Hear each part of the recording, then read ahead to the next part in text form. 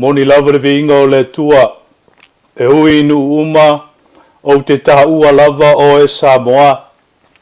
Ona o ainga uso matama o maa pupula lava o tau le vasa Samoa e moni lava o e ua lalelei lava i a te au.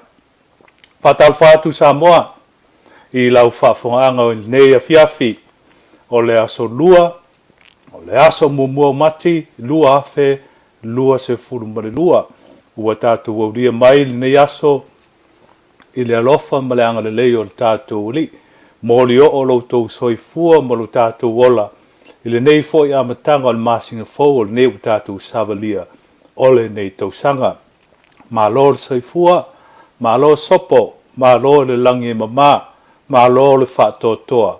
I o le vi inga lava ia e ave lo tātou mtai e pe o lari pese.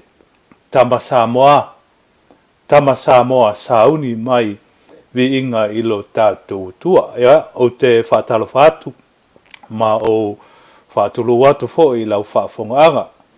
Ia o sa mau whaingta Samoa e, pe lava ona masani ai, e le au ngawhaina e se au auna nei ma le whatau wa. A wā o mamaru mau sa, ia mai lava e anu mua se ia o lava i e lua. Mai se sasa e si fo, tai au sama se ia o i le Afiafi ludi. Ia, nu la ia o sa mau whainga, whatalo whatu i mamaru le tātu o tunu. Whainga malo Amerika Samoa, ma le malo le tātu, malo tututasi, whatalo whatu i uru mataitai. Whatalo whatu foi, mamaru le whatu nu, tupu matamali. Whailaunga, ia tula whale ia e meise foi, whalitua matausi sa wau matamaitai. Le malosi o le nu, ia e whapea foi. Alo ma whanau lalo waoa au wale manuia o le tātou atu nu. E whatalo whatu foi le, au whainga luenga whapitoa le tu o tutofi. Au walo tau no manu ai, i so se whata whaitaulanga, e fia o puno no wai e Samoa whatasi malau tau tutalo. Au wale manuia o lo tātou atu nu, whaafitai, whamalo. Tau tua ma ngā lue mo le li, ia au ase talo ina o le Soifua manuia o lo tātou atu nu. E le whangaloina le tapua inga au tātou tamama o tātou tina mātutua. E o lo ngase, i mauta ngase whapea foi, i au tau mauta mau tau lawa.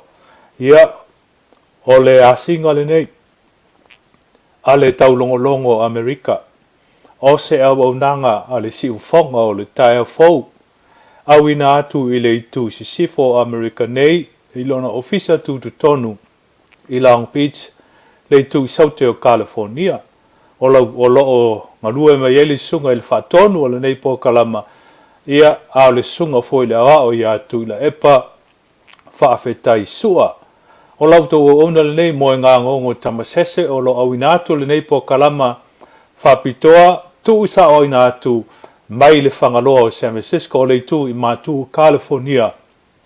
Ia le neu tātou fisila whai, wa te anei le fitu, ina minute fitu, e tuta o le teimi wha Pasifika o Amerika nei, lona i tu sifo, ua mai anisi o whe au mga luenga, tau nu i maota malawa, ia masalo lo whe ngai peo nisi, ha pena fo i ona wha manueina le tu sawatu o alo ma whanau whe au mga i awaonga, ia talitonu o mapu i whalenga, ia pe o le ala masani o le tātou pua kalama, ia meise foi o le tū ma le anga i whanua o le tātou atunu i whainga lotu i Afiafi, ia Afio maia, tala maia au, mapu maia i whalenga ae tātou ave ia le vi inga, ma le wha manu, ma le wha fitai i le atua, a wa u mori o loutou Soifua, ua sauni maia le au whaipese, a le e whaka a i whaleniu, i nā tātou fia ia i le tongi o la mai, ia ao le tamaloa no, tusina pese mua,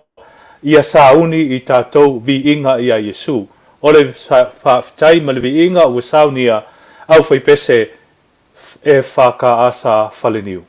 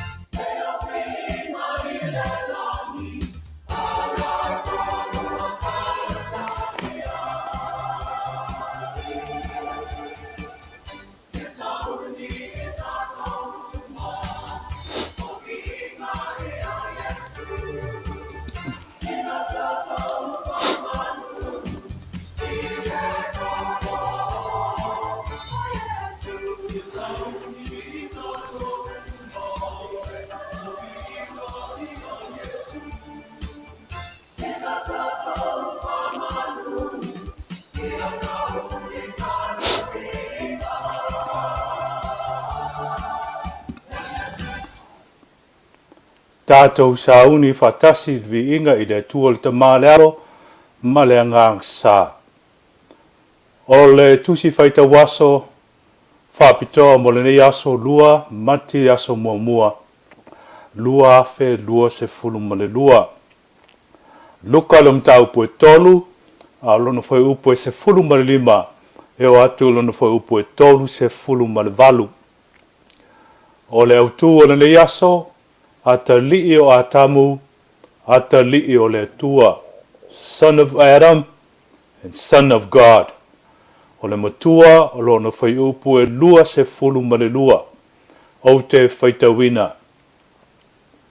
Ua baptisoina le nu uma, o na baptisoina ai lea o Yesu, ua te talo ia, o na whaavanoa ina ai lea o le langi. O na fio ifo leo le nganga pa ia i ona lunga. Ua tino mai, peise i se lupe. Ua o mai fo i le si ufufonga mai le langi, ua whape mai. O lo ua tali pele oe, ua o fia lava i a te oe. Whamanuia mai le tua i le tātou whaitau, he meise o lau whafonga i lana fionga pa ia. O se whamtalanga tusa ma le tusi whaitawaso a le e whaka asa o te whaitawina. I le taupo le ne yaso a ta li'i o a tamu, a ta li'i o le atua. E tele ingoa o lo ta ua e luka i lana mori mau i le ngafa o Yesu. O le alona o ngafa e ilo ai le tangata lo na whaasino manga identity. Hei mai le whai evangelia ruka. O Yesu o le atali o Josefa. Ai tupunga mai ia ma taulonga nafa ia atamu le ulua i tangata. Wa lewa no tu ofeskili tangata iutaia i le ulua i seneturi po o ai le Mesia e awina mai e le tua na te langa ina lo lato to ilalo mai le malo Roma. Na lato fesili ai ia Ioane le baptiso. Polo na fasino manga lea. Ai tali Ioane. O ia ua na o se te wala. Na lato i ite foi ia Yesu o le Mesia lea. Peitai. A faiele i malamalama tangata iutaia i le ngafa o Yesu malona tupuanga mai a atamu e peo na moli mawina i le tusi faitau o nei aso. O lea ua whamanino e luka i le tala i le baptisonga. Ina ua awa noa le langi. Maafio i fo le angangpa ia e peo se lupe. Ma fetalai le atua i a Yesu. O lo ua tali i pele oe. Ua o fia lava i a te oe. Se i wha au au o na tātou tangi atu, ma stalo sanga ina, le afio mai o le anganga pa ia e pei o le autu le nei aso. O le pese, se lau se funu maltolu, usuina e le kolisi whaafai au I manua. O le tātou tangi sa I lea Yesu ia e alofa mai ia te mātou, maawina mai lo nganga pa ia, e pei o le autu o le nei aso.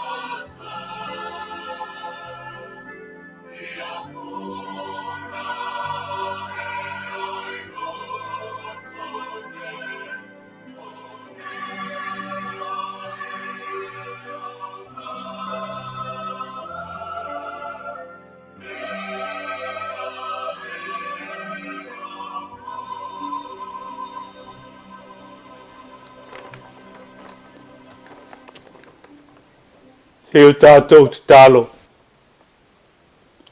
Le tua sirisiri e se, o le mamaru lava ma le mana e sidi la uafio, e le mawhatu sale ina lo finanga lo lofa, e le whataita ia fo I se atua I lo wanga le lei, mātou tele tau whamasino ina fo I, le alu nga I luma ma le alu le lei o lau fofoanga pa ia, e pei lava o na whatatia I le amatanga.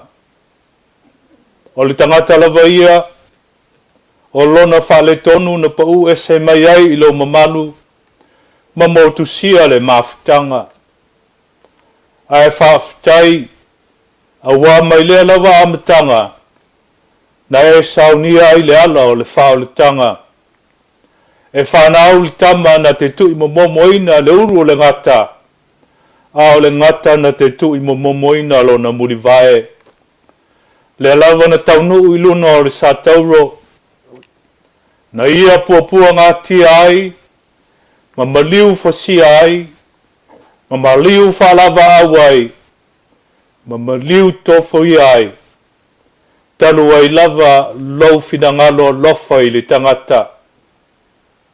Ua whawhitai i le whasolo solo, o lau lofa i le tala whasolo pito, o le lalolangi mai ana mua mana mua.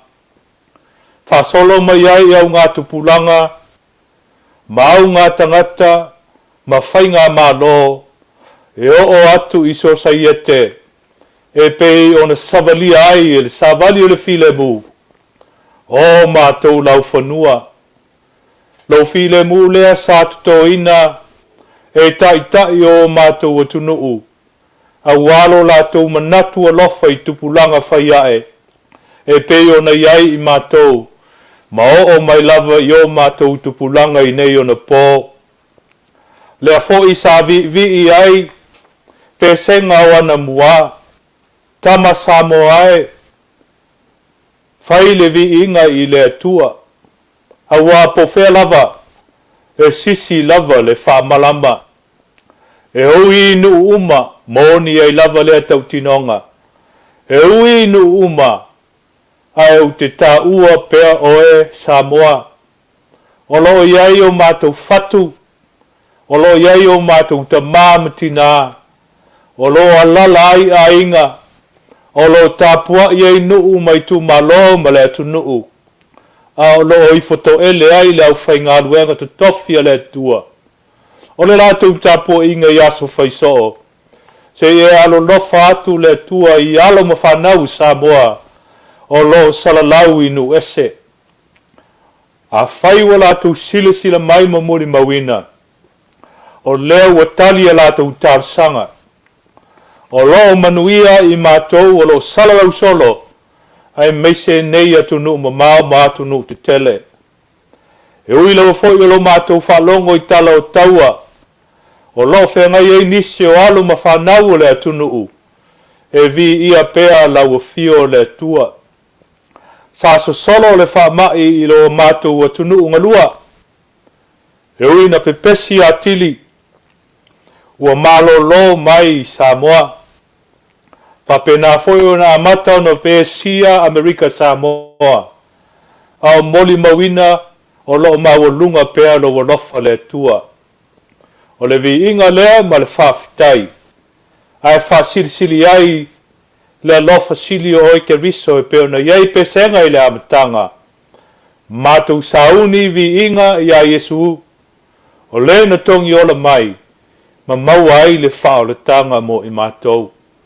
Tu mau lea e whavavau lava. O mātou se ma leo mo whale tonu, a lofa ui ma ngalo i le toto pa ia leo o lo mātou whaola. A o lo mātou wala au e pei o le matua, ma le aunga o le nei aso, se wha pepe maia e pei o se lupe, loa nganga i lunga o lo watunu. Ina ia malutia ai i mātou i lo mamalu. Ai mese o le puipuinga mātango fie. Te talo whapitoa mo Amerika Samoa. O lo ua pepesi, ma o atu i tua i maota ma ainga le whamai. Alofa le tuai. Puipuia i la tau ma malutia i lo wanga le lei. Whapea fo i le whamai i whainga malo Samoa tuto tasi. Oulu ma taitai ia lātou tāpulenga. O taitai o le malo ia lātou fuafuanga.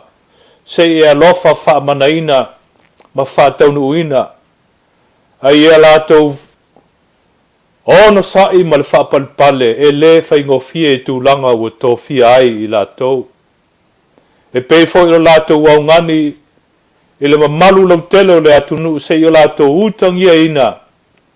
Whautuanga. Ma tau ma whainga mo le hopo mai o le atunu aua ne i awhatia Tele. Awele on sai ma whapalpale ia i lātou uma.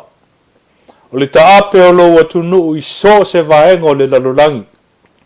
Mātou te talo mo whainga malo e lua. Ai whapea fo i Samoa o lo ta ape le lalolangi atoa. Ma so se fale whaita pua i o lo. Na lue puna wa i ai lau au whainga luenga ta lai. Mātou te talo mo le vevesi o le lalolangi. Alo ma whanau o lo au ina atu ai au wale tau singa o le file mu. Tuli lo ina e lo wanganga, ma lo wanga le leile matai e. O mātou te talo, o vala uia nisi e pele, au nisi e foi o au auna, i lau fina ngalo e meise o le maliu ma le oti. Ia iai lau wha ma whanwhananga i ainga, wo pele ma e masani, e meise o nofo i alo.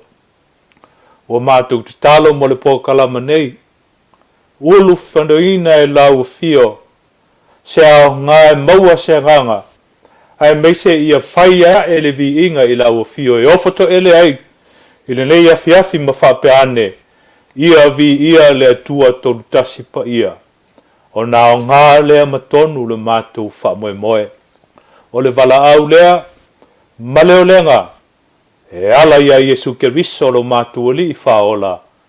Amene.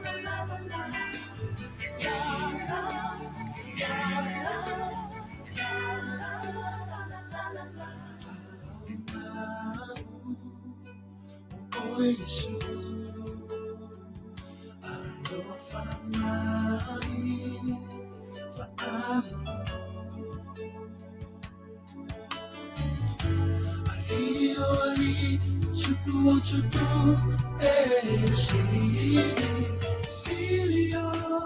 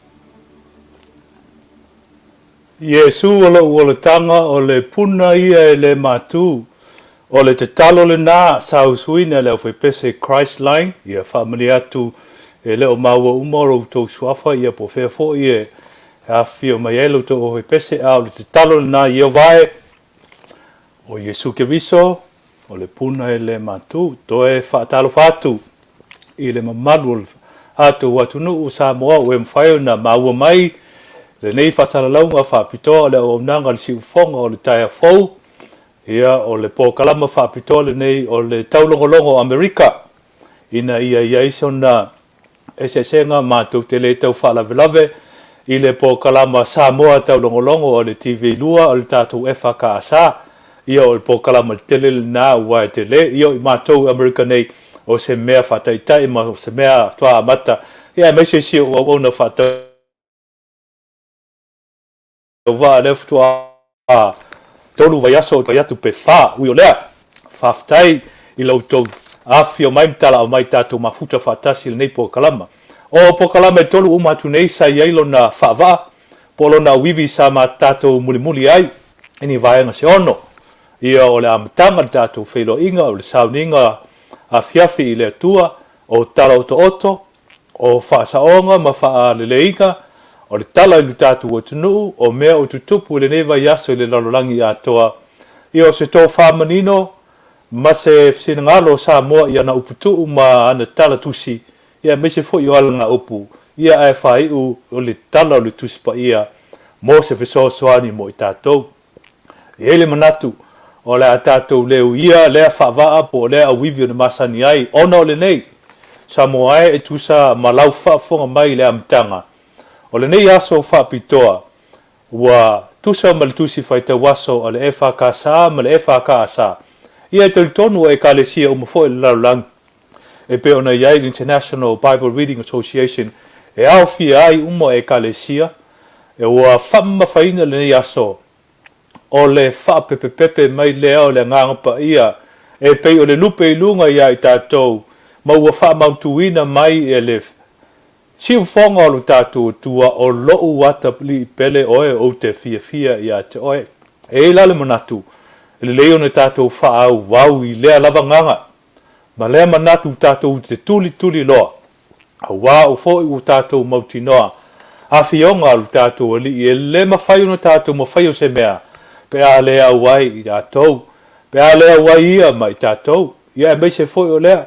Wa fio ia i le langi. E a wina mai lona nganga pa ia tauto loina lo tātou vai pe mei a o le nganga e whatonu e whasino ma oa ia tāla whea ngai lea ma le autu o le tātou pokalame le ne iasa o le whamalie o le ale eini pese ngā whasamoa po le tātou atunuu e peo na masani ai wa ye le nganga ia talitonu ala tatou tuli mata ia pe senga fa le nganga ia e au vai mai le tua mo tatou tapena ai tatou fa moe mo le nei fa le vai aso o le fa fe loia tu le mambaru lau tele lo tatou atunu pe tai ua fa nei vai aso o ia se fa ngau le malia le mambaru le atunu o lo fiso ta mai i le ofisa tu tono i tatou o le on sai mai se la watu swafa o e fa na fa fonga mai tatou pokalama le ne Afiafi orally seve faftai le mafuta mai e mese foi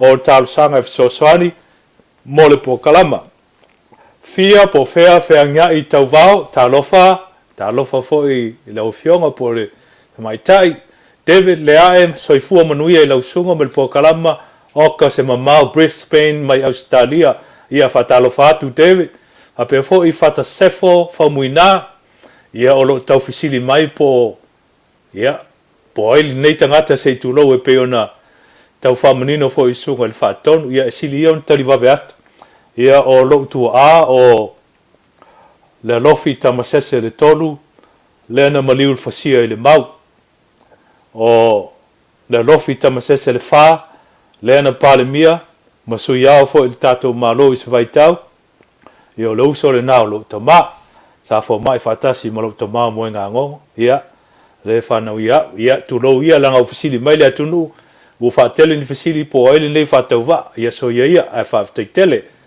fa ia lua tutu Soifua Manuia la usunga tai mal po kalama Soifua Manuia foi fia fa to tele pe tau fete mataran Soifua Manuia mai San Francisco fa tele Helen halo ulunga ono Manuia la unwanga o lo mai mo mai Tacoma Washington ma lo tau se pule lofa le tua tatou fesotai a maua foi se ala tatou te fai lo mai me tupu i Washington mai si stete o tatou malo tele America a me le saunga le fa fainga mea o le sai le o fainga mea o se mea matango fia ia ta vita le ia to saufo ile si faanga mai me le pone Australia alofa foi mo o loso Frank Taula Papa ia ta lofa fa taitele mo lo faanga lo mai famnianga mo po kalama ia tatou te feiloa i pe talsanga ia mese o se aso i luma fata sefo famuina ia malo fo il Soifua ma langi mama ma fata si mai ia fea kuinga fa sau ka ko revision and correction ia ola atam faiatu se taimi o lua ia nga fo lo to so ni mai ese mea wa sasi atu matu tam fainga Sophie Andrew Soifua Manuia foi faftai fatasi mai e mese o lo faanga sunga fa fenga per ni se taito mai le state Tele Texas faftai lo sunga fa fenga ta po mai e mese o lo faanga Manuia lo sunga mal fritua male kalesia va aloa sifuiva faftai mo lo faanga ia manisi maru tatu tunu o lo tam fai mai perfect lo tusi ia o mafuta mai foi si utinao malingi le lua mai Hayward California faftai mafuta mai ia mese lava ia o lo ia pe vaanga toe e lua i tula tatu po kalama le ne Afiafi pe ono to fa fonga mai ia wa tu ina mai o le vaiason tene tolu i tula tatu po kalama e pe lava foi ona tau mai o tau faili sunga al fa tonu tau tu nai ia al fa solonga no po kalama ono u tele ia po kalama le u ile nganga ia o le ato tu ifo mai ia pe ile fitu anga ile iva ia o le afa o mai po kalama le sunga al fa tonu mai le file tau le ono sau si te mi fa ilo atu ia fa salonga po kalama ese o le si tau tuanga le si fonga le tai o fo o le te mi le nei ia o nisi o tala o to i mea tupu tatu o tunu. A mai ana i tala ia ona a fai wa maua mai li tala o to mai li tatu sui mai Samoa lau sunga il fatonu o le leilua ame sene tanielu. Fionga ia leilua ame sene tanielu o le sosani lea o lo tu sao ina mai. A tatu tala o to mai Samoa mai le TV tolu a fai wa maua le avanoa ia sau noa mai ona fa wa woi leo tatu talo to oto i se temi o luma Yeah. Usil whaafonga Samoa. Patala fatul si ufonga o tai au fou mai pia mana tamua le nei fo yaso. Ua awatua nei le pūlenga o le komisi o tangata whaingaruenga le malo PSAC po le Public Service Commission. Se vaenga o le whaila o le sunga papali I John Taimalelangi, le sa avea ma ofisa silion tanga ruenga o whaamsinonga. O le whaila wa avatu I leo ina ua ave ia I le pepa whaamaonia na sainia, e le fionga le whaamasino Justice Nelson. Ben whaamaunia mai, e le fionga le sukomsino leo ma whale pui a whamsanga Samuelu, ina ua fsilingia le Joplin-sia. O le mta upule so tanga I le tangi e papali I whaasanga I se ofisa whaasalalau, na ia tua ia ini whaasalalau ngatau whaaleanga o mamulu aila na ngā ruenga. Na ta ua le fionga a whamsanga o le lua I leo tusi na abatu I le official PSAC. Ona iai vaenga na mana umia mo le lātou suesuenga whaatau I le tangi, a lea ofisa sili whaasanga I le ofisa whaasalalau, ma le toe whainga ruenga I mo le malo. A whaila le wa avane e le PSAC o le afso soani e vave mawai se taunu unga o le afo I mata upu. Aina ua fsilingia le komsina o le PSAC la wano vau sa epa le mta upu le nei, ma ia ta ua le taunu watu o le search warrant ma lātou mata I tu vaenga lo tau sanga tuai.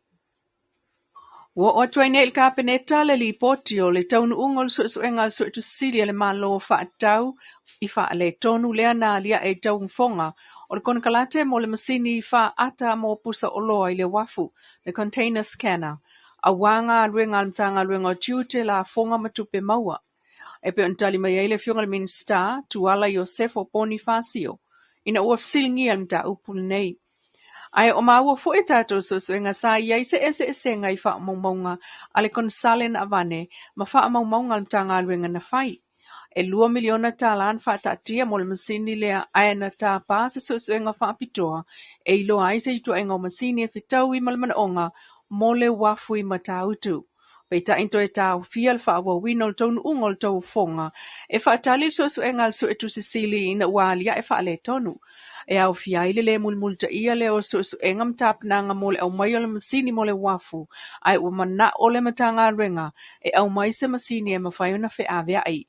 O le taunu ungol susuenga le su etu sisili watu ina tuai nei lumor kapeneta e pe unfa amao ni mai le fiongol sui pala mia. O le minister mtanga renga o tiute la fonga matupe maua. Wa atua ile so le fito aso talo na matapongia le atali italavou na maweni se falfatali pasi savalalo. O masalomia pena faa olima ia isa tasi le po le asolua a malama le asolulo le vai aso taluai. Mai tawina e tangata fewa ai le umi tele o ta oto le atali e pe unfa matala le sukomsina o leo mfalpuipui le sunga au apa au longo itino Filipo. Ai de toi tulilo ina o le susuenga le leo. Na ta'u le tina o le atali I leo o le tina lea la ua tausima ia il falma I lan tama. O lo na atali isa isa vai ilo lato a inga le taia o le asolua. Ai le oiloa se taimina o anea ia pia e peo na maua atua e tangata o moe I le fale fa atali pasi I savalalo. E fa whanga kua le kasi mai whala le. Isa ilinga leo na mawai lo na tina. Mai lo anea I fo o le atali e mai le fio anga o tanga I savai. Sauno au apa awol tamaititi le o se fata o apa inu. Ai olo sa ilien fa mtalanga e tata iai ile mafua anga o le matupongia ma manu anga onga I lona ulu o tau fiai pe le potinga ina ile fale mai mo tuatua. Ai o so enga leo o toi nei savai. Ile vaenga mua le ta iala mo le lumana I Manuia o Samoa len fa lau ilo ai. Ile vaenga fa upfa ile fast po le malo. Ile vaenga so na te nei. O le fa ititia leo le mativa ma le tango lima.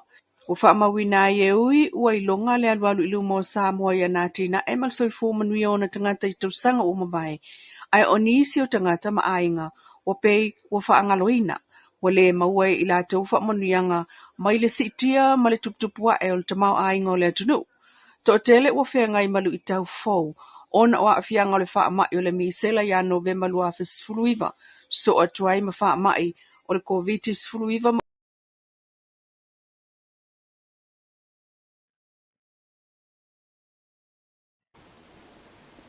A tonu e yeis teimi to e whaauau tātou tala mai Samoa. A o nisi nei o tala oto o mea fo na tupu na whai aso po a matanga o nei masina. o tala whanonoa i le aminga o le au whainga ruenga pa ia le tua a fionga pa tele muli au stowers.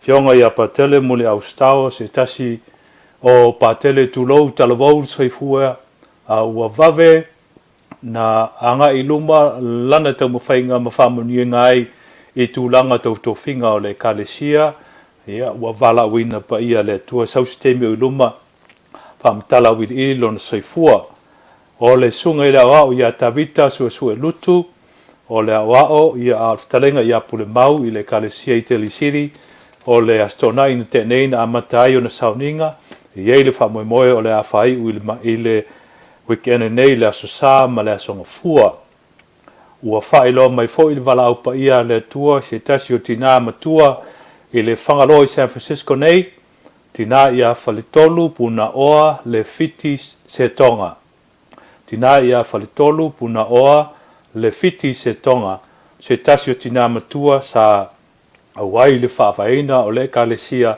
e whaka asa i Tele City ia ma se tasi fo i o wō pele mai pa anga le neipo kalama le sunga i avainga tuinga mala. Sunga i avainga tuinga mala ua a mia i le nāwha le vaiaso i le alo i le whinangaro pa ia o le tua. Ia a o loo ta oto fo i fuafuanga a wā sauninga o le uso i a Peniamina vaiane le whitalainga i a loli. O i lato umaia sa auauna i le whinangalo ma le tala le leia le tua i so o se awala. O le laungaina, o pesenga, o le moli mawina, o le sapasapaia, ma le tautuaina o le whiau ma ngā ruenga. O i lato umaia o auauna le tua i le nei lalolangi. O le pese le nei usuina e whai mamoli manao. E meise fo i alofaanga. Tafi mala lau malanga. Mo lau sunga i le patele, sunga i le awao, sunga i te akono, whalitua, ia e meise fo i ufitalainga o auauna le tua ua amia. Tafi mala lau malanga, usuina le atari i S.J. DeMarco.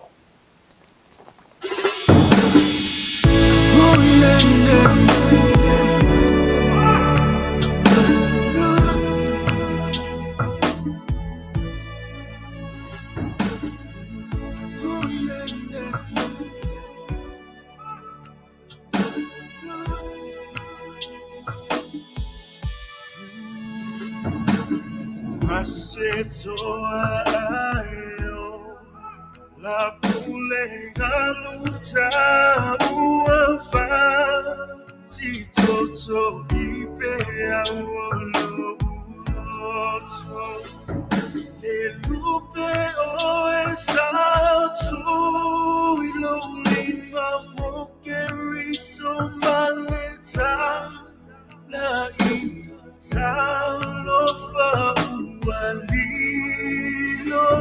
tonight, oh, folia.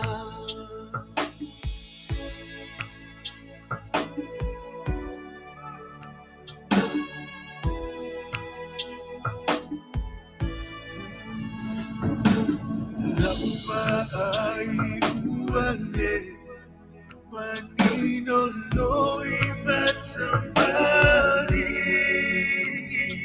For you it's all out Talo faile mafutanga lea tua uaia tatalapanga lea ilinga lo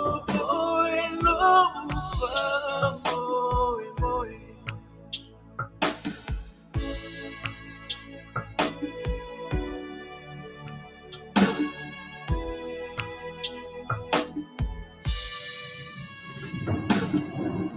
Sama yaeta ya mai lau au nai lo malo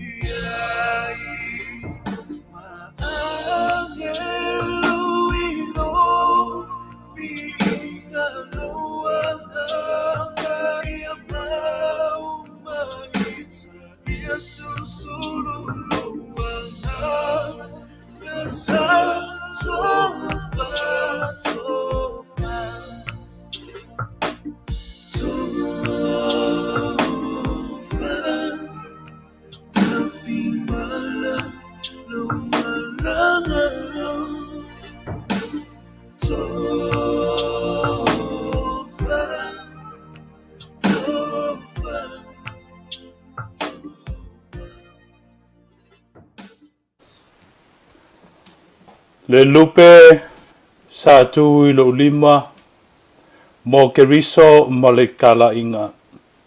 Talo fae ua mo watu ma le toiloa o folinga. Le tamae e talia mai la Auaunaga i lo malo i le langi. E fatasi ai ma angelu i lo viinga le angangae ia e mau ma tu mau mai i a te au. Le Auaunaga a le tua tofa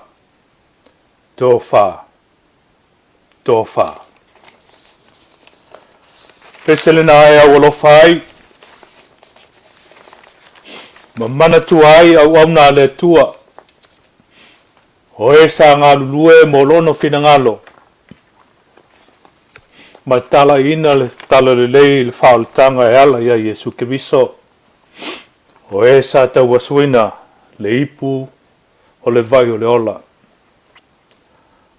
O le fionga i le epikopo muli Augustus o le epikopo le Kalesia Katoliko i Samoa o le tamafa le nganga o le mtanga luenga i solsolo i tusa i tolu le 5 tausanga taluai na mafua ai o na umata i lana o polo kalama o le whaalu lumanga o mele lei.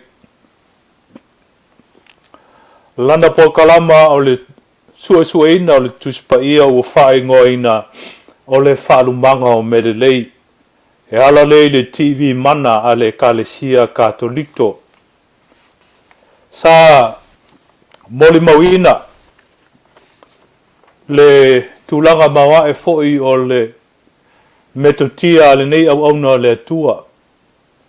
Ia na ala maana whaupunga malona leo o lona si ufofonga o na folinga o lona tino atoa sa whao ngā ina e whamatalaina ai le tusipa ia mauinga ese o afionga le tua. O e moni e tala vo i lea whanei una po e mise fafonei America. He really pushed the envelope. He took it to the limit. Hawaii e lava isi tala ia a tonu e whafonga i ele tātua tunu il te lo po kalampa se ua maswa tele upu al whaiwhi au le se ua whaifo isi te leo le saunuanga upa mai. Na i ua na ei whau ia whaitionga. Ma upu ia e fo i le austus tala. I le afionga ia patele. Ona anga ia. Mana masani. Mana whaupunga. I so se vaenga o lona tino o lona nganganga. Halu ai le loto. Ma le mawhau. I le wha malamalama ina o le afionga pa ia le tua.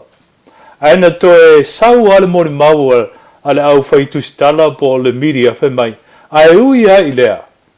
Ina ua sau ma e mai tala ua to e sea ma valawina le Auaunaga le tua whai mai. Ui ai le na.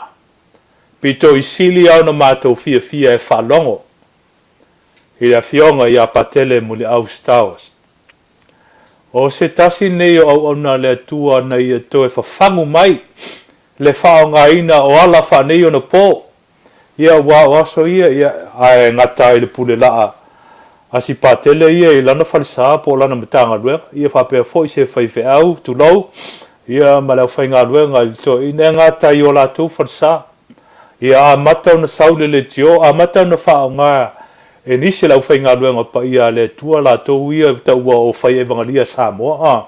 Samoa evangelistic. Na whaonga leo le tio. Ia e saulo malpoto whaneo na po. O lesi la lea ta maa lau whainga luenga sa ia. Mua i una i le wha moe lea. Ma whao ngā ina le poto ma lea ta mai. Ia, ta maa. Tu lau fionga i patele. Ia e ala foi ona langona ona sa vea. Lau fionga patele ma se tasio. Whawhenga inga taulangi au le ta maa foi le fionga i solsolo i mafuai. Ia le langona ma lie tala. Ma lie mo i awara.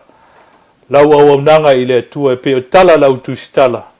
e ese fo ila o e metutia e le ai se tasi o le lalulangi fai mai fa maunga o oe o se tasi ngā alu I luma fa maunga one of the highest ranking rated programming in Samoa throughout all the Samoan programming and wai tau tino o lesi mea ta ua I le Soifua o patele lea o ia lea na matua I tau tino lona Soifua fa o soina one of the first of the clergy who put it out and made it clear we also as clergy members are also tempted in various ways. Na ia whamatala ma ia tautino e o fo ia ia le patele. Na whao soina e mise lava mea tau ta maitai ma le vā tau whawhine.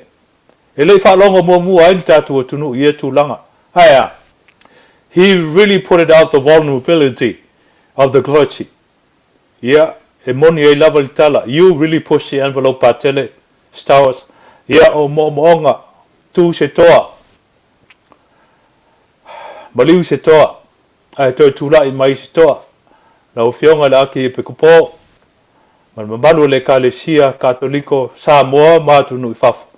Ia o matu talo mo wha maisenga lofa le tua. Toi to tofi mai e le tua se tasi o Auaunaga. Ua maea whamtalanga I se taimi o whano I le sunga I le awa I a tawita sue lutu o le awa o fisoswani le matou e kalesia e whaptonga ke Visiano Amerika Samoa I Daly City leo lo ngā rurua I le sunga I le whawhengainga I a Alessana e te wati ma le whalitua I a Rita e te wati o le vaiaso na tenei I le astonai na amatai o na sauninga o le pulalofa le tua ua Fofogaina mo le aso sa nei I le tolu le Afiafi o ona toe sauninga tele ia whaia lava I le manu le e whaka asa I Daly City saunia le sunga I le toina ma lau whainga luenga le sunga I le toina I a salesa whalau ma lau whainga luenga ona sauninga ia ona moli atuai lea I lona o le sanga ma lona tunga mau I le aso ngafua whamaise le nganga o le tua ia te oe le whalitua tio lii sua e lutu ma le whanau pele e le ngata I lea o ainga I tu te Tele mai tu taulangi e meise fo ie o lo tau tangi mai ala ona o le saofia ona o le sao le atunuu e pe ona iai le whaamai ma matia ai le tātou motu Amerika Samoa ua maua I se whaamtalanga le vala au pa ia le tua se tasi o tina fale tolu puna oa le fiti so tonga o le falitua o le sunga ia so tonga o se tasi o tama se tonga tu lole sa lato whawhaina manisi o tama o whailangi le wholaunga matina o whailangi le wholaunga I le kalesia whaptonga ke Visiano Amerika Samoa I Daly City whaftai tina whaftai le Soifua tautua whapea fo I tama le ainga ia meise o ngā luenga sa whai leo ua tū le manu mo ua whao ngaina mo le vi inga o le tua ia meise fo I o le Manuia lau tele o tupulanga Samoa whai e whai mai tu tonu o le kalesia ma le nei whanga loa Manuia le malanga pa meise le nganga o le tua I le nofo ialo ma whanau ala tau whanau pele ua tu ua I le whina ngalo le tua ua o lo fofua sauninga o le sunga le auauna fo I le tua tita ua o le auauna o le tua ua sa ngalua I whaipese e kalesia Tele e lei whaapito sana auauna I se kalesia e meise fo I o ngā luenga al tala whātai I California I saute e o mai lava fo I mātou I California I mātou maisi tete e pe o Las Vegas I Utah le tautua lotu tautua I le finangalo le tua a le sunga ia peniamina o le vaiana le fitalainga ia loli se aso le masina fau o lo wha moe e ona toe sauninga te tonu o lo taoto I le sunga I le whatonu ia fuafuanga o le a ia toe whafonga I nai se aso I luma toe tasi O le nā fo I whaalwai aso. Sa Fofogaina ai, ma longo ina ai ma maru le tātou o tunu I le tala whano noa. I le aminga le sunga. Ia vainga tuinga mala. Vai ane le whetalainga ia whesola. Sunga ia vainga tuinga mala e peo na sila fia malau I loa e le tātou o tunu. I lona suafa taalo inga the winger. Inga the winger. Lau I loa I tala whasolupito o le lakapi. E meise lava le All Black. O suafa tautaua na taola mai lava tulau. Samoa tautaua I le All Blacki nā o na pō. Brian Williams. Brian Schusters. Michael Jones. Ia ao ia ta mao le atunu. Ia o whai upalangi tulau. Suafa ma whai upalangi. Ia a le mai moa tonu iai e le sila fia o se Samoa. A iai le moni mau o le Samoa mua lea. O iai lona ingoa atoa ma lona whai u. Va ainga tuinga mala. Wa fia le All Black. Wa le awuli atoa. A New Zealand lakapi tautaua le lalolangi atoa. Lea wa saufa ngā nei. Ma maru le telo le atunuu. Le ngata I tātou Samoa, Tonga, Fiji, ma le Pasifika atoa. Talu ai, le asa ia ta mao le atunuu e mese fo I le nei au auna o le vao filifili o tūlanga o tālonga. Pe mele tala, o le tangata muamua le lalolangi. Samoa po sesi a tangata taalo I le lalolangi atoa. Wana o ma ia la sia le nei matatia o le siampini I liki umai lua. Le Rugby League ma le Rugby Union. Lakapi liki ma le lakapi yungi. Na o ai le nei alo Samoa mua. O ia fo I lea na taua, the first $1 million man. O le tangata mua lea, ua o lana kon kalate whaalakapi I le miliona tala. Lea na o ai Peritania, ma taalo ai I le liki lakapi, toe muli ane taalo foi, toe foi mai I le uni, ma manu malo ai foi siampini umai e lua. Ai whai ulana au Auaunaga, e ala I talonga, toe foi mai lava, taalo molona nu monio o Samoa. Sa ia te kapiteni ai, ma taalo stangata lau ilo ma mautu o le manu Samoa. Sa o mai lava foi talonga I Amerika nei, o le teimile nei na mātou mata ai mātou nei Amerika. Sa whai le talonga I le nei le Balboa Park I San Francisco. Na winga matalasi ai le taalo le nei uso po le nei atali o Samoa. I lana te inga. A wao stangata lau iloa. A ua ye toi foi mai lava. Ati yae le aua lona nu. O le loto Samoa. Ma le loto nu. E le ngata lai le lakapi uni. Ana ia toi taalo foi mo le lakapi liki e Samoa. Pai mai le moni mau. O le tangata foi lea mua. Ua suia se atu nuu. I ta'alonga umai e lua o le lakapi liki. Ma le lakapi uni. O le toa le nao Samoa, ma tau ai, inga the winger. Ua li taia mai, ma ua mau malona whalitua Daphne, ma le nofo ialo I New Zealand. Na peona silofia le tatu o tunuu, le maftanga mawhana I maua ma le sunga ia David Tua, ia po o le atali I whalenganga o whau. O David Tua ma wainga tuinga mala e peo se masanga. E le ngata e fōlinga tutusa, tulau. Yo la whaitino, o la au tulau. Ia e mese fo I o la winga. Tangata whinau. Tangata lotonu. Tangata tau mawhai mo le tau le lei o le suafa Samoa. Ai le ngata I lea. O le tangata e tau mawhai mo le lei lau tele o le atunu. Ua fo I mai wa inga tuinga mala. Fai na pisinisi. Sa yei na pisinisi o whaloloa po whalaenga, restaurant. Sa Manuia i le lofa o le atua. Sa ova ai. Fai na pisinisi tulau o le whale maniu. Ali anga i luman Manuia. E peo na utou sila fia. Na iu ina whale tonu. Ona wa iai ai ta lafu. E muli ane le mori mau. O nei ai ta lafu e se lau monu tupu afe. O ai ta lafu alo tātou atunu. Ai sea. Sa whainga tā ia te ia. Ona tali e sea se maliu alo tātou atunu. Ele ngata i Samoa. A wai peo na sila fia. O lona whalitua, Daphne, o le tonga. O le tamai tai tonga. Me voi lea tau te whaafafonga ai. A sau noa whaatonga foi.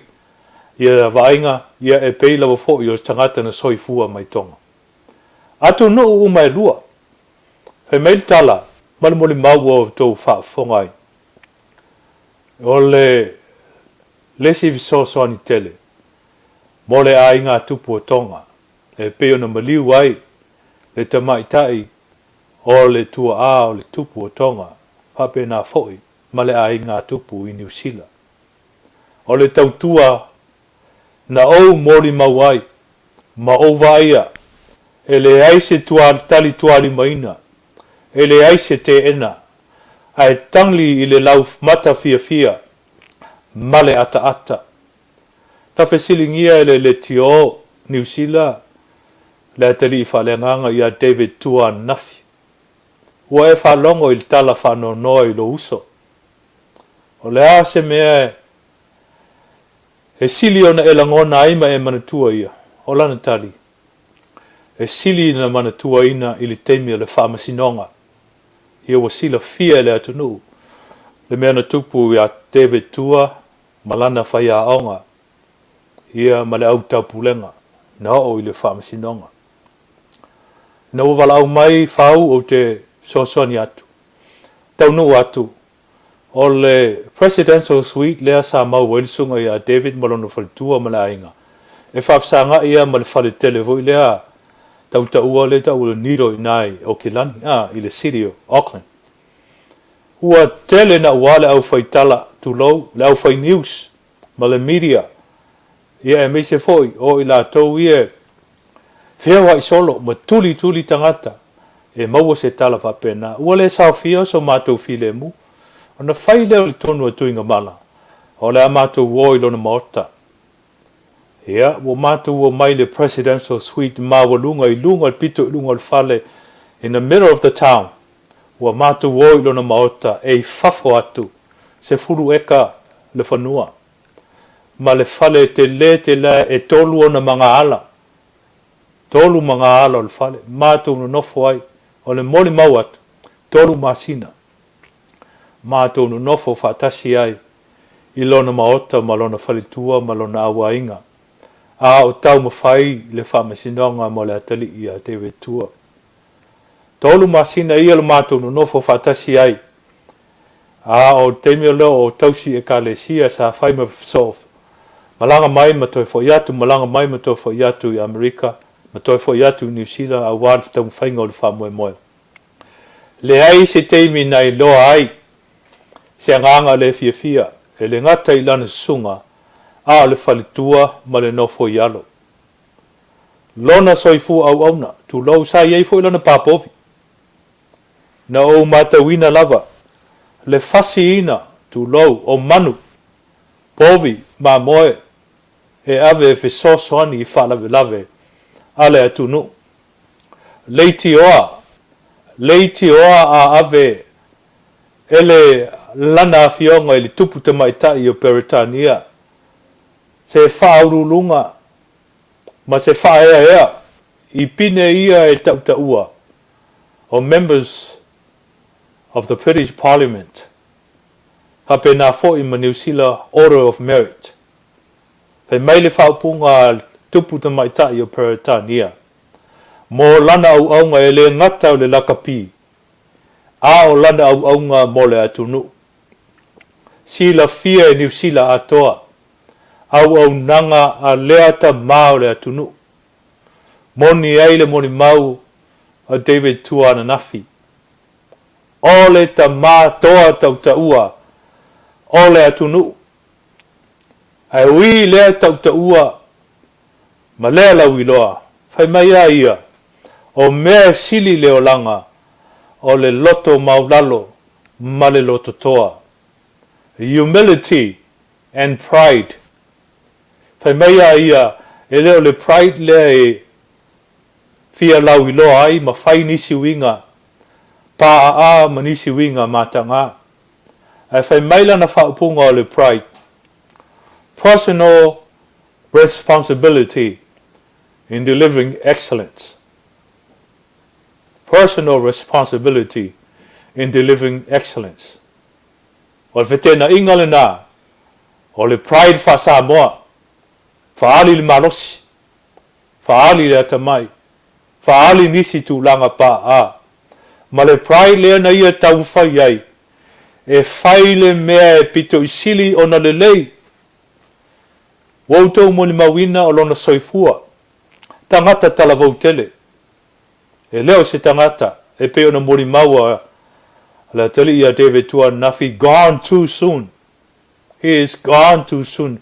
Ua vave Tele na malanga. Aisea, le lava le malolo, o sia usia va ai.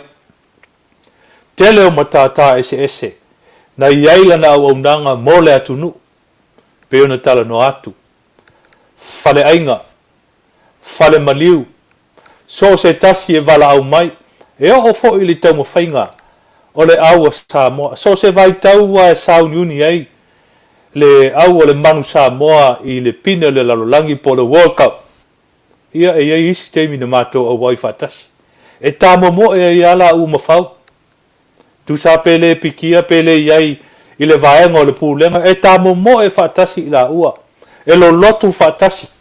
E tau mawhai e vesoso ani. Ma lui le au ta alo. Ina ia malosi. Fai mai ea loto nuu. Va ai le tapua i ngā Samoa le e tu mau. Ioe. Samoa e. Talo sia ia. Male te talo. E pau le atoa e tautu mai se toa. Tangata tautaua o le atunu ua i longa ai Samoa. Ai a o mai lava. I lona no fototasi fai mai a ia.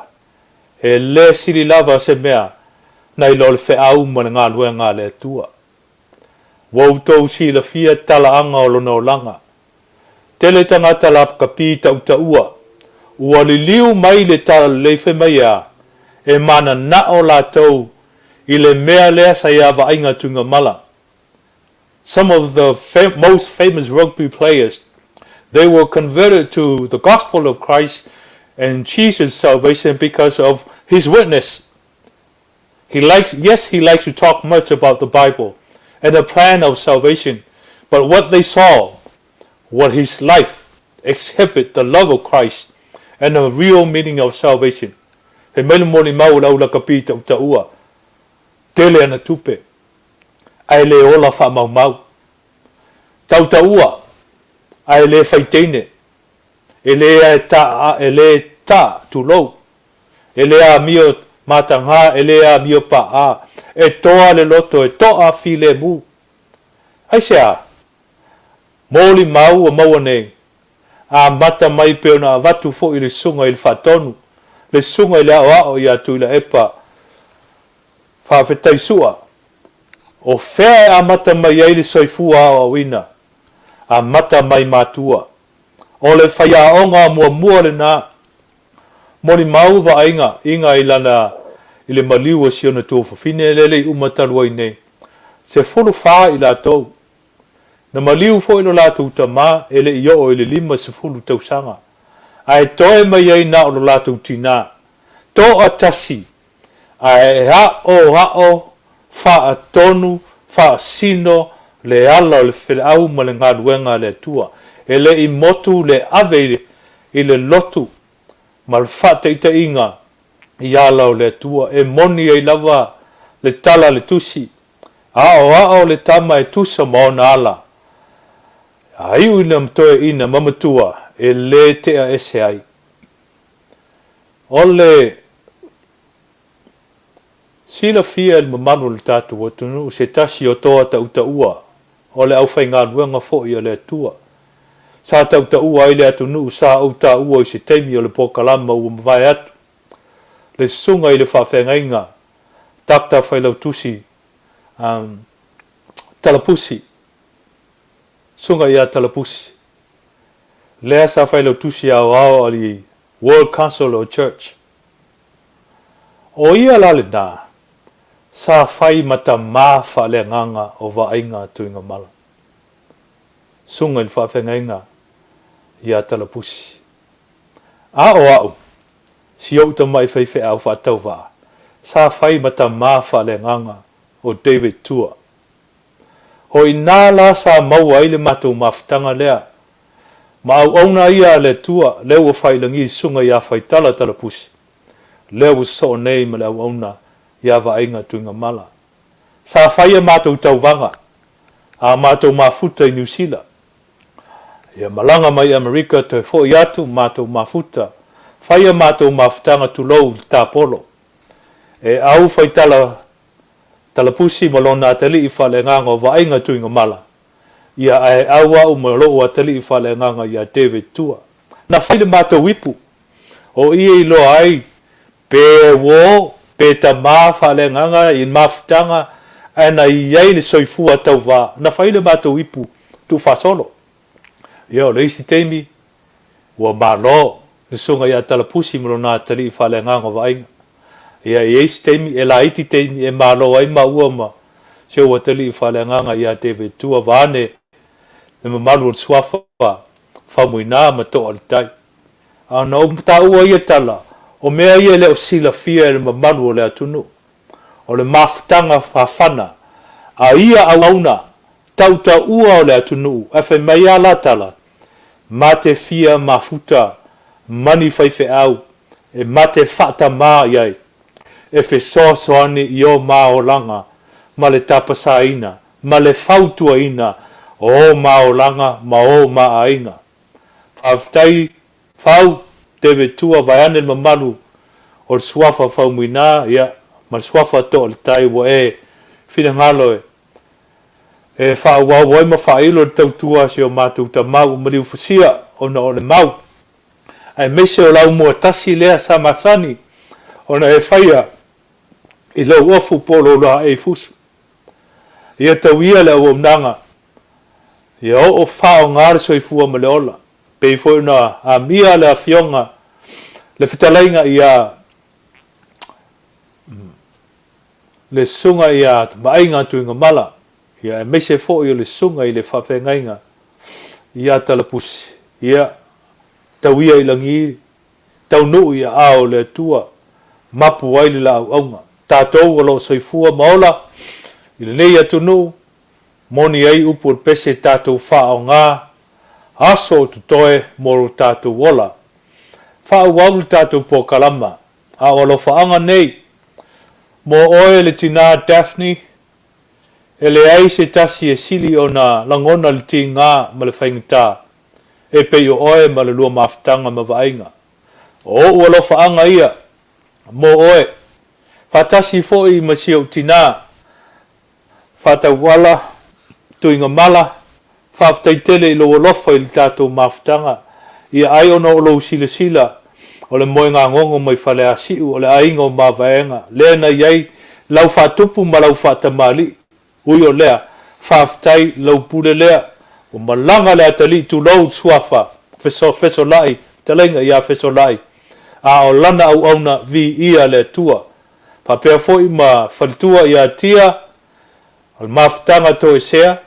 Papea foi il tina ia fai masasa e mesel faltua ia o Penyamina. Le ese tese fengta, siling fengain fengta pe o tau ono al mafutanga. Wasaunia le pese lea, toe fono lo fatu. Lo fatu o manua tulau. Le pese usuina e sua Frank Sola. Mo o tau tina. Ona o le to e sea e le maliu ma le oti. Au tau pele. o mātou alofaanga alofa le atua e fesoasoani i le tau fonofonoina o tou fatu.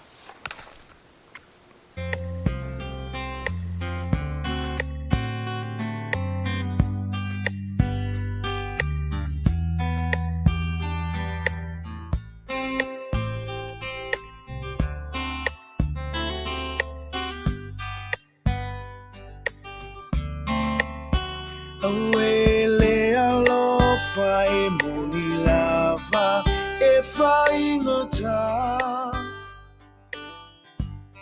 e sulu i vile o ona ma tui tui maletinga no mati ai langona onge ai o umanatu ilo ualo fana o faalia tau leo Sofia lo una umalo uta umafai maunga e mafuli mai se itanumi ai nei fai ngatawa o iai o leo langa nei lango nei lo uvai vai sawia o esungata umai po o ita ea o le fa apo mai sawia o inalu se ito e tau fono lo ufatu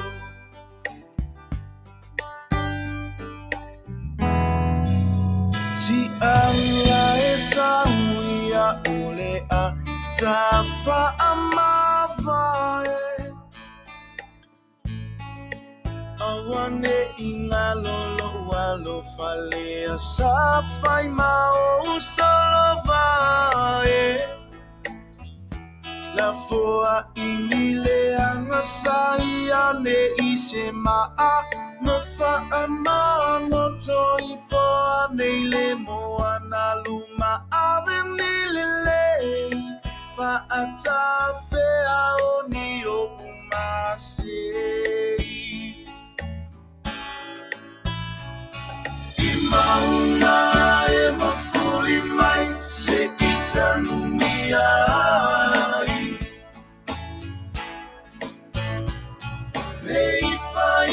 tawa o iai o leo langa nei lango nei lo vai vai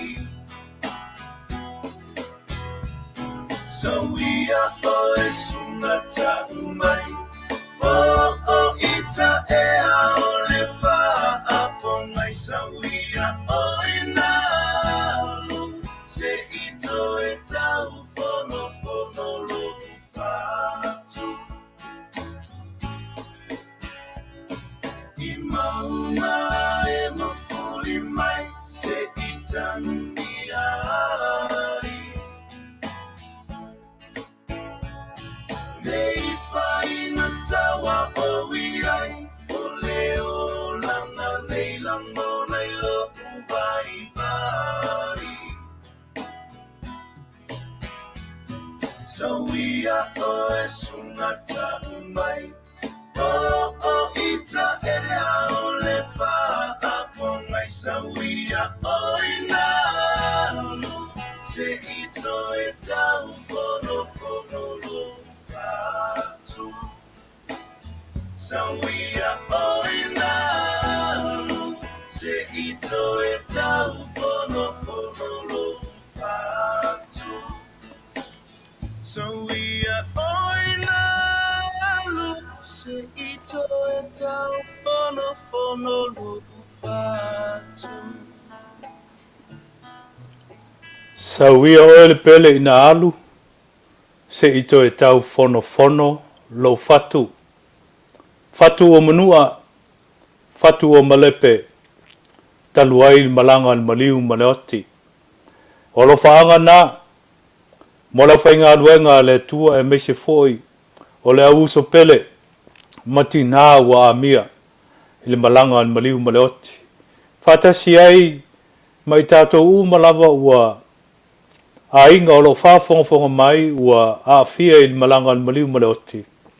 O alofa anga na matatalo I le anganga o le tua tau fono ina o tau ti ngā mau tau whaingta. Ia, se whau au tātou alofa anga langa ua. Palosi mai Tele Sydney o Australia. Ato ni o tawhiti, ia, malofo I Soifua ma le tauna. So tai mai malofa anga. Fua tai lua manuwae sua a pulu, ia. A whai o lua manuwae lea mai lo mātou nua sale longa. Ia, talofa fua tai, malor Soifua, Sydney, Australia. Wato Tele li. Oh, fia, whea ngai tau vau. Mai China. Oh, malor Soifua. Le au moana le iato maulalo aloina, e leo maua le lalafanga, ia, tātou tau wha Samoa voi lea, so se lalafanga, ia, malo le tau mwhai mai. Rebirth ena whea ngai, le au moana le iato maulalo aloina, fia, Mary, le iataua, malo lava foi le mafuta mai, ma fisosoni mai, ia, ma le lango inga o le tātou po kalama. Le aso se mau, e o mai lava le oti o kilti le au nofo ai tā lafu tama masiona tō lua.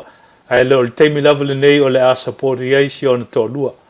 Ia, tātou tuu I lumo le tua. Tātou tuu I le wālona ianga le lei. Walona ngā lofa, sa whai ai. Ia, ai, moni ai fo I le nganga.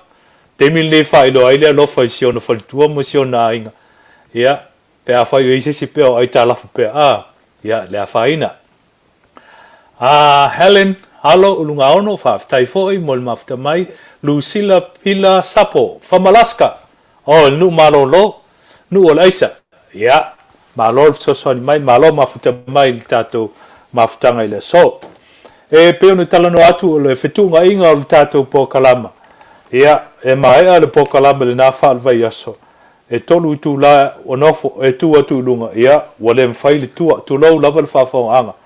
Ia wele nga o le afa pupu tato po kalama I vai aso so lua taitasi I le lua I tula o tato po kalama ia so lua taitasi ia ila fo ini mta upu au tu mta upu Tele ia o lo mai lava le sunga I fatonu le fatanganga e silia tuai pe a Manuia o le tato po kalama pe ona tamo fe tuai le amtanga o le lifa Tele le tātou pa mai moe le nei aso I le tū whale nganga. Pe lava na si le fia I le amtanga ia o le afio wha pepe mai lea o le nganga pa ia pe o se lupe wha I loa mai eilo na awai I le amatanga o le ngā ruenga tā lai alo tātou wali o Yesu Keriso. O le nāfo I le wha moe o tai au e amata ai le vai tau le ta ua o le leni. Le vai tau le ta ua o le leni. The Lent. E amata I le aso lulu o lefu. Ash Wednesday. O atai au lea. Ia, ne ifsilingia po au tātou talitonu ai, ma tātou talano ai, wha moe, au ma tā upulu nā lotu pope. Ia, ia isi o vai ele na lotu pope ona le whaoltanga. Ele na lotu pope ona ke viso le na tau lunga sa tau. E mo ina amtaina le lotu pope. A lea fo I e whaua wina. Isi e kalesia. E o fo I lotu protisano. Pe ona talia ina ma talitonu ina e le lotu engelani. Ai ei fo I le nganga le nei aso e pe ona mail tatu tusi whaitau aso. O lea fo I e sapsa paia. E le tatu e kalesia wha apoputonga. Le vai tau le nei o le leni po le Advent of Lent. Le ale wingo le upu o le leni. E sau mai le upu ia o upu a mai atunu ese ia masalo o le wha engelani e nao no bo the Saxo-English words lengthen. O lono winga ua wha umi lengthen. O aso ua amata o na umi. O le wha ilonga ua o mai le tau tutongo. The springtime is here. Pe o nā le na amata mai ai ia le whaupunga lea o aso ua umi. Mana tua fo I le ta milonga a le la ma le lalolangi ma isi pāneta.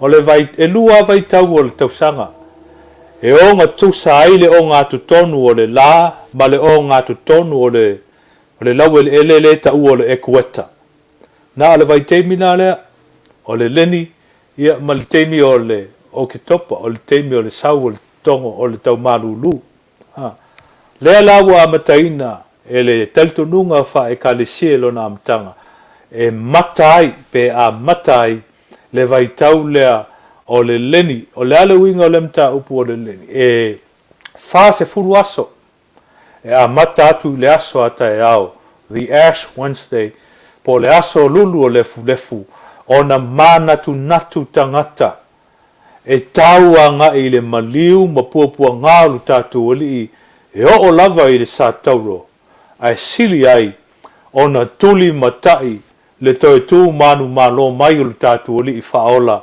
mai le tunga mau ma le oti lea ua mau ai e tātou ma wha au la tātou talitonunga au a foi e tele e nau mai fai mai o i lātou o ke riso tele foi na isi na whapea le au utaia o oia le ke riso ia e o lava foi ia Ioana le baptisa a le whala velave o nā ke riso na maliliua ma umai a lātou talitonunga ma mou atu ai foi mai lātou sa muli ai ma tau mawhai e wha wau a lātou talitonunga a le mea se mai lo tātou oli o Yesu Keriso e le ngata ua ia fola o ia le Mesia e o i le sa taulo ma liu ma toe tu manu malo mai lana folang a wina mai le angang pa ia wha malusia le kalesia ma o le autara i le lolangi atoa le wo mai ona poni wisilia le lua afe tausanga le aise na te matenia le aise si na te mawhai ona tāwhia le malosi o le mana o le toi tu le tātou te tuli matai ai a matai le aso a tae au fai mai le nganga o le vaai ifo lea o le langona au tu e sa uni ai le tangata i le vaitau o le leni e ala lea i ana pongi ma talo sanga ai mese o le loto fuatia me le loto salamo o le whanau lo loto lea e a ngai atu i ti ngālu tātou o lii ma lo tātou whātalitali atu ma le mata ina i lona toe tū manu malo o le vaitau e toe sila te toa ai le tangata kerisiano i a te ia lava ma toe tō manatu ai i ona lava wha le tonu ma ona vai-vainga i le tuanai. It is a time of self-examination, self-reflection through fasting and prayers and dealing yourself alone with God, remembering that he was away for 40 days where he was tempted, and yet that's how God prepared our Christ for the ministry that he was going to endure through the temptations of life. Since he passed, he went on, and he overcame death, and he gained victory by his resurrection. Therefore, we gain victory in believing that same resurrection, that through him we will also be raised in the last days. O le talitununga na, ma le Auaunaga, e mese o le whamalosi ma le whalae au, o le taulongolongo na ale nei po kalama, e peo na iei le taulongolongo a Amerika, mo oe Samoa, e mese o le tātu o tunu, o e tāpuai i le atua ma talitonu. A iei fo i se tasi, po fasilingia le whaalutanga lu tātu o li i wa le tau mate, wa iei fo i nisi e ala i sa ililinga, ma suenga ma le poto whanei o na pō, i au te whamanatu. E peo na iei le fasili nisi o por kalama, o le ale se senga, o le poto whanei o na pō, ma le talitonunga i le atua. Ia, peo na talano atu, na o se suenga whatauwa, sa whenga iei, i Oxford University, a wale ta mutu lea Theology versus Science, Ai tu ua ile loto mata upu. Se o le loa uma ma le sila fia mai le tua. Una tua le tatu famtalaina le poto Copernicus. Maua mai le poto ma le ata mai o Kamelielu. A ua misi atu ai fo i ma le poto ma le ata mai. O le toa ina lea na maua le theory lea. O le gravity. Le tangata tau ua Isaac Watt. O le whaiwhi au. O le tangata tata sa ili le atua. Na au mai ai le atua le poto ma le ata mai. Mo e la le fasilingia. Le iloa whaasai nisi. Le iloa whanei o na pō. Whai mai tala. E le ai a se isi o na mawaina. Mana tua fo i le. Pe umma o le tausanga a whewhi wasalau fi se furu. Le na pu e ai e Amerika. Ia peseo. Tautaua the 60s and 70s. They had some very number 1 top 10 recording and they sent it out. The tape.